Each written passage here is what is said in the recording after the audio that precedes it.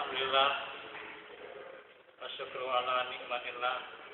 Asyhadu an la ilaha illallah wahdahu la syarikalah wa asyhadu anna Muhammadan abduhu wa rasuluh alladzi la nabiyya ba'da.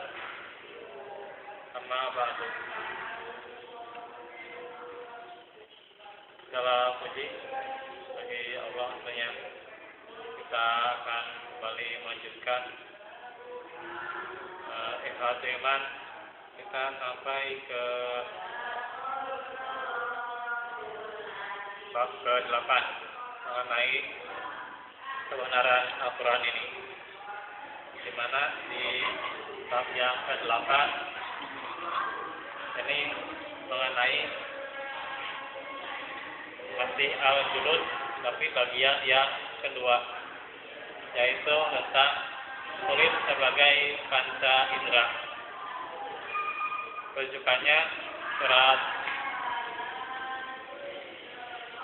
An-Nisa ayat 56.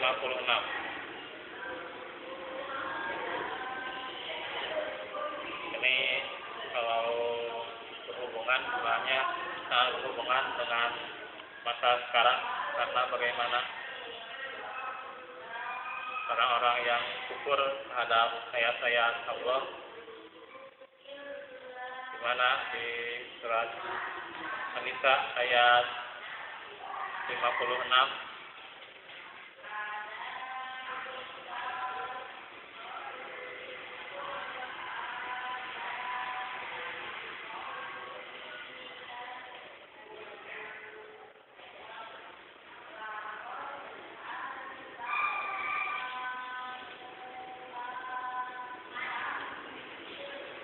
A'udzubillahi minasyaitonir rajim. Innal ladzina kafaru bi ayatina sawfa nuslihim naro kullama nadijat juluduhum badalnahum juludan ghayraha liyadzuqul adzab. Innallaha azizun hakim. Innallaha kana azizan hakima. Sesungguhnya orang-orang yang kufur terhadap ayat-ayat kami, kelak akan kami masukkan ke dalam neraka. Setiap kulit mereka hangus, kami ganti lagi dengan kulit yang lain agar mereka merasakan azab itu. Sungguh Allah Maha Perkasa, Maha Bijaksana. Jadi orang-orang yang kafir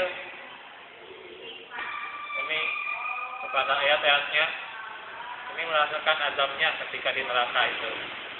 Ketika kulitnya itu dibakar di dalam api neraka, pasti mereka kulitnya hangus. Kemudian setelah hangus, ini kulit ini akan diganti. Alhamdulillah ini sekali. Setelah bagaimana sungguhnya Allah Maha Perkasa, Maha Bijaksana. Allah mengabarkan tentang hukuman yang akan diterima di neraka jahanam oleh orang-orang yang kufur ini dan menghalang-halangi Rasulnya. Jadi ada dua sebab menurut tafsir, di mana beberapa tafsir jelaskan ada dua, yaitu kufur dan menghalangi Rasulnya. Allah firman, innal ladzina kafaru bi ayatina. Sesungguhnya orang-orang yang kafir terhadap ayat-ayat kami, setelah akhir ayat sampai akhir ayat, setelah akhir ayat, yaitu adalah kami akan masukkan ke dalam api neraka yang melalap seluruh badan dan anggota tubuh mereka. Ini luar biasa melihat hukuman yang begitu sangat tentunya merupakan sebuah pelajaran Juga kemudian Allah pun mengabarkan tentang kekalnya hukuman mereka dan kehinaan mereka. Allah berfirman, "Kullama nadijat juluduhum badalnahum juludan ghairaha liyadzuqul azab." Setiap kali kulit mereka itu hangus, kami diganti kulitnya dengan yang lainnya agar mereka merasakan azabnya. Jadi beda kalau di kulitnya itu tidak akan diganti sampai akhirnya rapuh. Maka juga supaya merasakan azabnya lagi, yaitu bagaimana kulitnya itu digantikan dengan yang lain. Menurut Al-Ahmad yang meriwayatkan dari Ibnu Umar radhiyallahu anhu, apabila kulit-kulit mereka itu telah terbakar, maka mereka akan digantikan dengan kulit lainnya yang putih seperti kertas.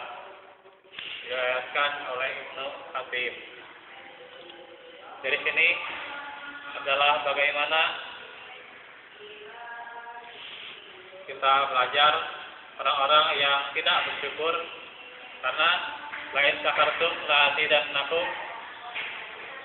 Apabila kalian bersyukur, maka la azidannakum, maka kami akan menambah nikmat kepada kalian. Walain kafartum, dan apabila kalian kufur, inna azabila syadid, maka azabku sangatlah pedih.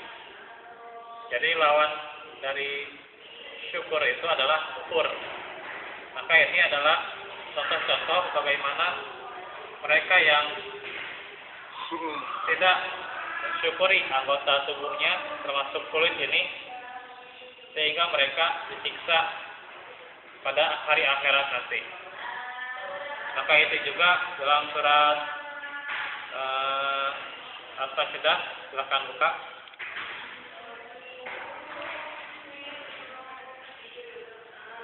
Surat ke-32.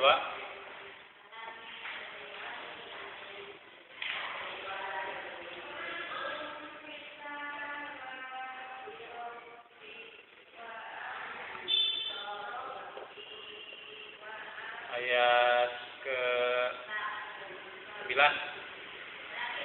Summa sawwahu wa nafakha fihi min ruhi wa ja'ala lakumus sam'a wal absara wal af'idah qalilan ma tashkurun. Kemudian dia menyempurnakan. Jadi menyempurnakan adalah penciptaan makhluknya. Penciptaan makhluknya ke dalam tubuhnya. Berarti tubuh itu termasuk dengan kulit, al-julud. Dan dia menjadikan pendengaran, asamu, kemudian al-absaru, yaitu penglihatan, dan afidah, yaitu hati. Tetapi sedikit sekali kamu bersyukur. Ini adalah bagaimana ketika diciptakannya alam semesta, termasuk diciptakannya Adam dan anak-anaknya atau Bani Adam, maka manusia ini kurang sekali bersyukur. Diberi kesehatan saja dia banyak mengeluh, padahal dia tidak mensyukuri kesehatan itu sendiri. Dia hanya ketika diberi kelapangan harta, padahal harta itu adalah hilang. Harta itu akan hilang, dan harta benda maupun makanan itu akan hilang. Apalagi makanan akan dibuang lagi. Tapi tubuhnya yang kekal sekian tahun tidak pernah disyukuri. Inilah bagaimana kenyataan, bagaimana juga apalagi mereka yang mengkufuri ayat-ayat Allah. Jadi kalau tentunya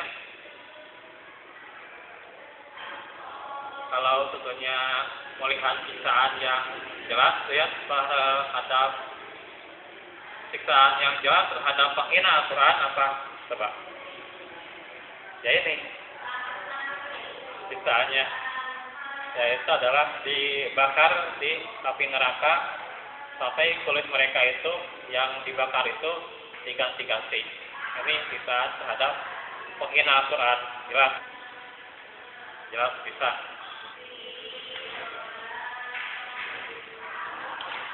Karena itu juga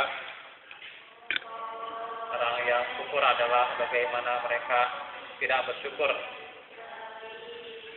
Karena itu juga bagaimana pada saat dulu itu ya, bagaimana terjadi pernah di Arab Saudi itu ada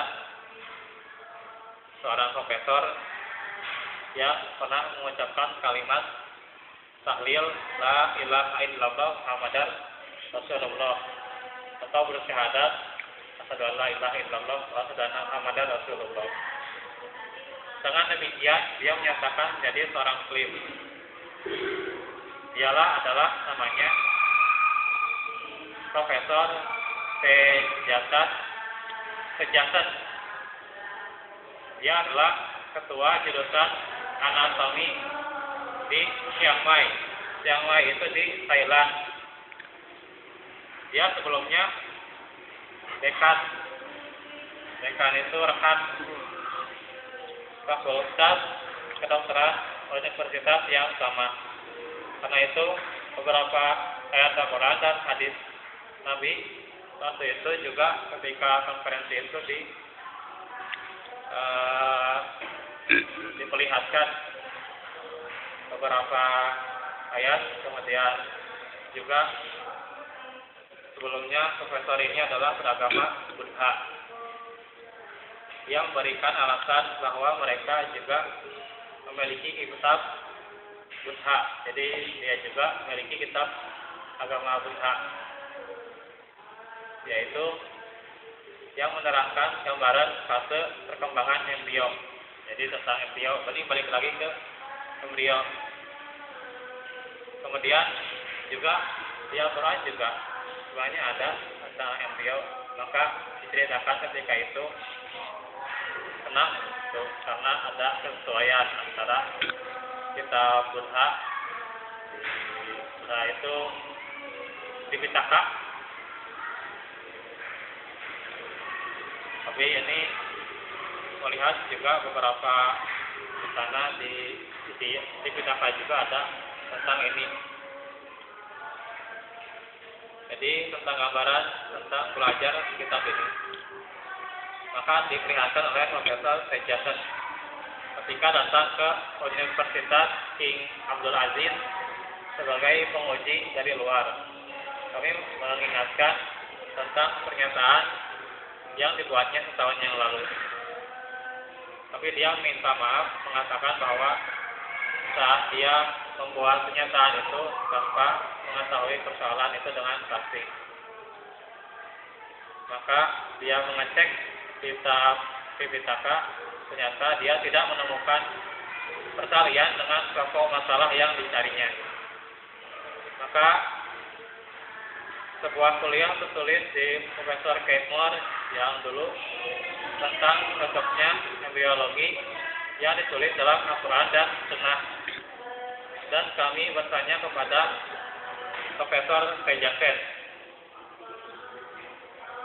jika dia tahu Profesor Keitmore bahkan menjawab bahwa dia tahu Profesor Moore, dan menambahkan bahwa Profesor Moore adalah salah satu ilmuwan dunia yang terkenal dengan bidangnya. Yaitu ketika membaca artikelnya, dia juga sangat heran, menanyakan beberapa pertanyaan yang berkaitan dengan keahliannya. Salah satunya yaitu tentang penemuan terbaru dalam dermatologi. Dermatologi itu adalah tentang derma. Derma itu adalah jadi derma itu tentang sifat-sifat kulit sebagai salah satu panca indera.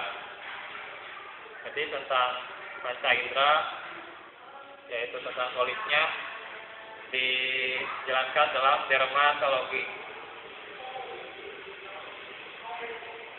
Karena itu juga kalau di bahasa kita ada dermawan, ya kan? Di bahasa kita, dermawan itu adalah si anggota tubuh yang menderma, maksudnya yang memanfaatkan kulitnya, yaitu salah satunya buat memberi, itu dermawan. Kalau di Islam adalah yaitu ifad, ifadus syuk, menjaga dari kekikiran atau terpelihara dari kekikiran. Ifadus syuk, orang yang terpelihara dalam kekikiran. Itu adalah bagaimana orang yang bersyukur dalam anggota tubuhnya, sehingga anggota tubuhnya diberikan untuk jihad, tentunya dengan sedekah di jalan Allah Subhanahu wa taala. Maka Allah firman, ya ayyuhalladzina amanu hal adullukum ala tijaratin tunjikum min azabin alim. Wahai orang-orang yang beriman, maukah aku tunjukkan suatu perdagangan yang menghindarkan kalian dari azab yang keras, dari azab yang pedih. Maka tu'minuna billah, maka berimanlah kepada Allah wa rasulih, yaitu juga beriman kepada Rasulnya. Kemudian wajihad bi amwalikum wa anfusikum, dan berjihadlah, maksudnya berjihad di sini adalah yaitu adalah surat As-Saff ayat ke-14, yaitu memberikan sebagian hartanya dan juga jiwa raganya untuk jalan Allah. Surat ke-61 ya, silakan ke-61.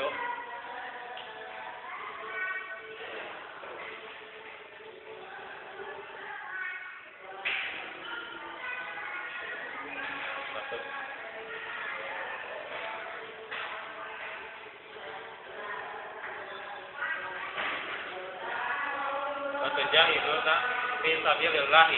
Jadi watujahiduna fi sabilillahi, tu'minuna billahi wa rasulihi, watujahiduna fi sabilillahi bi amwalikum wa anfusikum, dzalikum khairul lakum in kuntum ta'lamun.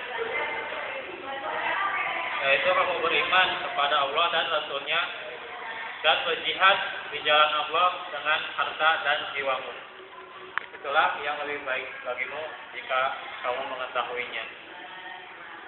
Jadi itulah bagaimana sifat dermawannya, yaitu memanfaatkan panca inderanya, itu dermawan bahasa kita, atau ifadus syuk, terjaga dari kekikiran. Menurut Profesor Kejasen Taji adalah Anda akan tertarik tadi itu adalah untuk mengetahui kitab Al-Quran ini sebagai referensi pada 1400 tahun yang lalu menyinggung tentang persoalan bagi mereka yang tidak beriman atau yang kafir, maka akan masuk neraka dan dipenuhi api. Dalam hal ini bahwa ketika kulit mereka itu rusak atau hangus, Allah membuat kulit yang lain sehingga mereka merasakan hukuman balasan di alam neraka itu. Inilah bagaimana pengetahuan tentang bagian dari urat syaraf. Jadi inilah, maka si kulit itu harus dimanfaatkan untuk bersyukur di jalan Allah. Maka itulah bagaimana di surat An-Nisa tadi innal ladzina kafaru bi ayatina, sesungguhnya orang-orang yang kafir kepada ayat-ayat kami, sampai seterusnya sampai akhir ayat tadi, maka itulah yang dia yakini, dan dia akhirnya beriman karena dia meyakini kebenaran Al-Quran. Nah ini orang yang diberikan hidayah, yang diberikan cahaya, dan Al-Quran itu bisa menjadi hikmah. Dalam surah Ad-Dukhan, kami fal kitabil mubin inna anzalnahu fi lailatin mubarakah inna kunna munzirin fiha yufraqu kullu amrin hakim. Maka di dalamnya yufraqu sebagai pemisah yufraqu kullu amrin hakim, seluruhnya atau sebagai pembeda, Furqan pembeda seluruhnya amrin hakim. Dalam segala urusannya itu ada hikmah. Jadi Al-Quran ini bisa jadi hikmah, maka Allah memberikan hikmah kepada yang dia kehendaki.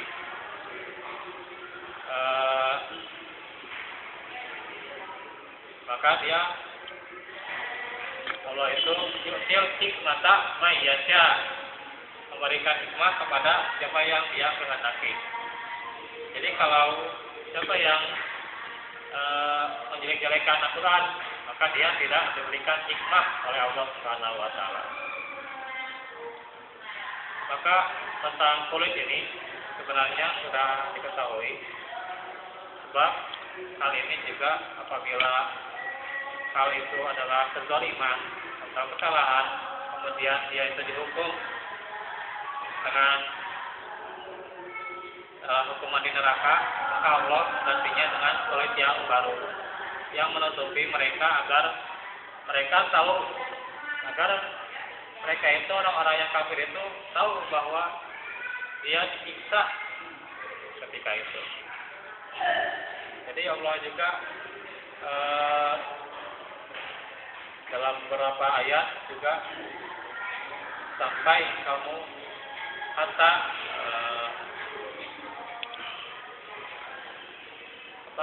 taqumus sa'ah, sampai taqumus itu kan berdiri, kalau qoma ya kumu itu adalah berdiri, maksudnya sampai berdiri melihat azab itu. Alhamdulillah. Jadi sampai berdiri melihat azab itu, atau sampai berdiri merasakan azab itu. Itu hatta taqumus sa'ah, atau hatta taqumus sa'ah itu di mana sa'ah itu hari kiamat. Kalau dimaksud sa'ah itu hari kiamat, tapi sebagian penafsir sa'ah itu bagi orang-orang kafir bakal merasakan berdirinya mereka, disiksanya mereka di hari kiamat. Wah, luar biasa nih. Berarti apa itu menghina Al-Quran, berarti itu memang dia akal, kalau dia tidak bertobat bakal dia nih taqumus sa'ah, disiksa dengan keadaan berdiri di neraka, dengan kulitnya akan diganti, kemudian dijadikan kembali, kemudian disiksa lagi, dibakar lagi. Apalagi yang mendukungnya, tentunya ini adalah bagaimana penjangki asfali minan nar, kerak api neraka. Bagi yang mendukungnya, yang tentunya membela-belanya. Wah, luar biasa. Karena itu jangan berani-berani melecehkan ayat-ayat Allah, berani-berani membela orang yang melecehkan ayat-ayat Allah. Jadi siksanya luar biasa. Karena itu juga kenapa kulit yang menjadi kitab, yang menjadi syahid pada ayat tersebut, karena adalah kulit itu sebenarnya adalah pusat sebagai pusat tekannya. Jadi kalau kita itu kebakar misalnya ya, sakit itu yang pertama kali merasakan itu kulit. Jadi yang pertama kali merasakan sakitnya itu adalah kulit. pedih, perih, sakit, dia merasakan pertama kali kulit. Jadi kalau si kulit ini dibakar, ini pasti ya, gitu kan, bakal jadi hancur dan menjadi sangat dirasakan sekali gitu. Beda kalau ke ayat yang lain, maka juga ini sangat ayat yang ini sangat menyempurnakan ayat-ayatnya karena Al-Quran ini adalah sempurna. Tilka ayatul kitabil hakim, dan demikian Quran ini ayat-ayatnya penuh hikmah. Tentunya hikmah bagi orang-orang yang Allah kuasa memberikan hikmah kepadanya dengan kehendaknya. Jadi orang-orang kafir di hari kiamat bakal disiksa dan Allah akan mengembalikan kulitnya itu dalam keadaan semula, terus disiksa terus menerus sebagaimana kebesarannya. Maka inilah firman Allah dalam surat An-Nisa ayat 56. Kemudian jadi pada pertanyaan, tentunya ada pertanyaan, apakah mungkin ayat-ayat ini Quran ini datang dari Muhammad? Bukan. Maka kalau karena ayat ini datang dari Muhammad, pasti tidak akan berkata seperti ini Muhammad. Jadi kalau Al-Quran ini datang dari Rasul, itu tidak akan mengatakan seperti ini. Boro-boro keinget kulit ya, boro-boro kepikiran kulit lah gitu kalau di bahasa kita, boro-boro lah pikiran teh, kita teh boro-boro pikiran, karena apabila dia itu mengada-adakan atau dia itu sebagai tentunya yang mengada-adakan, maka dia tidak akan berpikir. Coba saja kita coba misalnya beberapa saat yang lalu bagaimana Musailama Al-Kadzab itu membuat surat dan tidak pernah berpikir tentang Al-Julud, boro-boro berpikir tentang Al-Julud. Yang pikir adalah hewan-hewan, karena dia bagaimana melihat sempurnanya ciptaan Allah itu dari hewan-hewan, manusia dan makhluk hidup. Berarti yang dimaksud makhluk hidup yang dirasakan dia tidak jauh-jauh ke kulit atau ke tulang, daging dan seterusnya.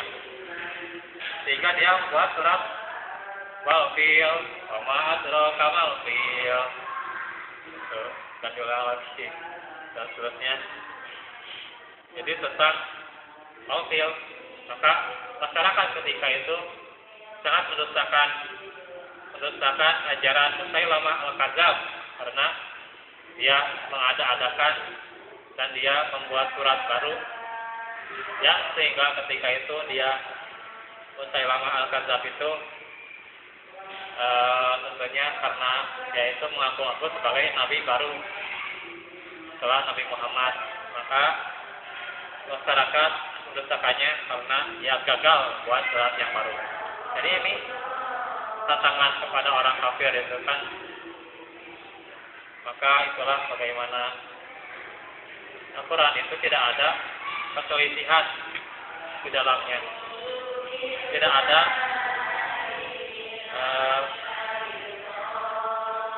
perselisihan dalam Al-Quran itu. Maka tidak akan ada kita yang mengubah atau merupakan atau membuat membahayakan atau membuat yang serupa dengan Al-Quran. Jadi seperti itulah bagaimana sempurnanya Al-Quran itu. Jadi juga saya tidak akan panjang-panjang karena waktu juga hampir habis. Kita lanjutkan saja. Jadi itu tentang ilmu pengetahuan bahwa Al-Quran tidak mungkin dari manusia. Bagaimana ini adalah sumber ilmu pengetahuan. Al-Quran itu sumber ilmu pengetahuan. sampai diterangkan alatin ja'ala kumul atau firasya, dan bumi itu adalah nikmatnya dihamparkan.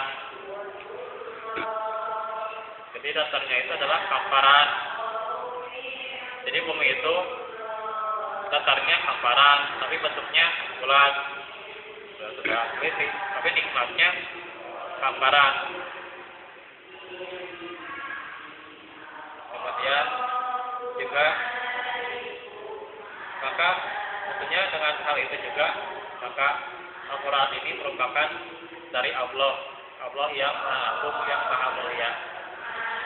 Maka menurut Jackson tentunya bagaimana dia juga bertanya, siapakah Allah itu? Maka Allah itu adalah dalam kitab adalah khalaqas samawat, pencipta semua yang ada di jagat raya ini, langit alam semesta diciptakan olehnya. Jadi kalau bagaimana kebijakan ini adalah kebijakan yang satu-satunya darinya, yaitu dari Allah Subhanahu wa taala, maka pengetahuan ini adalah pengetahuan ini miliknya. Dialah pencipta alam semesta satu-satunya yang maha mengetahui, kemudian juga sempurna ciptaannya, komposisinya semuanya sempurna. Inilah bukti Allah yang maha sempurna. Dan tentunya bagaimana murahnya itu, kemurahannya, kemudian kesaktiannya, itulah bagaimana penciptaan itu sebagai satu kesatuan, dan ciptaannya itu tertib tanpa tiang ciptaan itu luar biasa. Dan sama kuat ciptaan itu, padahal tanpa tiang, tapi kuat ciptaannya itu. Allahu a'la kulli syai'in qadir. Kemudian inilah bukti bahwa dia Sang Maha Pencipta, Maha Agung, Maha Kuasa. Tentunya inilah bagaimana pada waktu itu Profesor Jackson setuju dengan apa yang diterangkan. Maka dia kembali kepada negaranya menyampaikan tentang hal itu kepada 5 orang mahasiswanya. Kemudian dia masuk Islam. Ini orang yang diberi hikmah dengan Al-Quran. Maka setelah dia itu diberi hikmah dengan Al-Quran, maka udah warahmatul lil mu'minin. Maka rahmat dari Allah adalah dengan Al-Quran ini, sehingga dia diberikan petunjuk dari Al-Quran ini. Inilah wujud kasih sayang Allah. Surat Yunus ya, ayat 57. Sudah hafalah.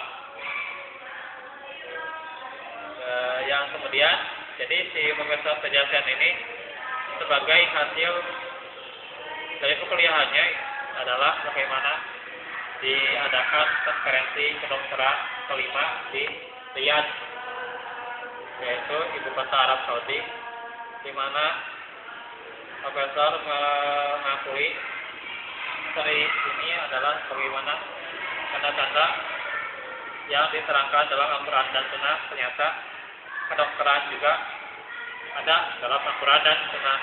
Jadi kedokteran ada dalam Al-Quran dan Sunnah. Nah, bagaimana 4 hari juga dia menghadirkan seluruh orang membicarakan tentang fenomena ini. Maka pada hari itu juga di ketiga tahun terakhir ini, menurut Profesor Jackson, dia menjadi tertarik mempelajari Al-Quran, di mana ketika itu Syekh Abdul Majid Aziz Dani memberikan kepada saya mandat. Maka tahun lalu Profesor Jackson mendapatkan tulisan Profesor Keitmore dari Syekh. Dia meminta saya menerjemahkan ke dalam bahasa Thailand, bahasa Thai, buat muslim-muslim di Thailand. Dan kemudian profesor ini memenuhi permintaannya, maka di video teks ini yang dia terangkan, yang diberikan oleh Cek sebagai hadiah. Dari penelitian ini tentunya bisa dipelajari secara keseluruhan dalam konferensi ini bagaimana keyakinan terhadap Al-Quran sebagai sebuah kebenaran yang dapat membuktikan keilmiahan. Jadi keilmiahan itu dengan Al-Quran.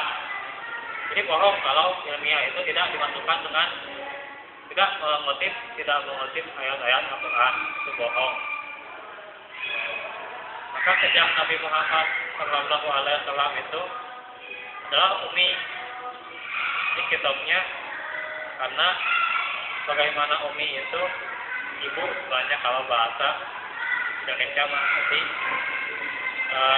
ibunya itu adalah bahasa Arab itu, karena itu sebelumnya tidak bisa baca tulis. Jadi ummi yang dimaksud adalah tidak bisa baca tulis. Artinya Muhammad adalah sebagai utusan Allah SWT, menyiarkan kebenaran, diturunkan sebagai orang yang dipilih oleh Sang Pencipta. Itulah bagaimana Pencipta, yaitu Allah, inilah saatnya tentunya mengakui Islam itu, yaitu dengan tentunya mengakui syahadat. Jadi harus mengakui kebenarannya. Jangan hanya diucapkan di lisan. Puasa dalam sholat ketika tahiyat, asyhadu an la ilaha illallah wa asyhadu anna Muhammadar Rasulullah, atau azan, tapi dia membela penghina Al-Quran. Nah, itu adalah kadzab, pendusta Rasulnya. Orang yang menghina Al-Quran jelas itu kafir, disiksa. Apalagi yang membelanya, mendustakan Rasulnya. Nauzubillah min dzalik. Maka tentunya inilah pengetahuan ilmiah itu adalah dari Al-Quran. Kesempatan yang alhamdulillah gitu ya, bagaimana hikmahnya Profesor Sejasen ketika itu bisa bertemu dengan peserta dan menjadi muslim.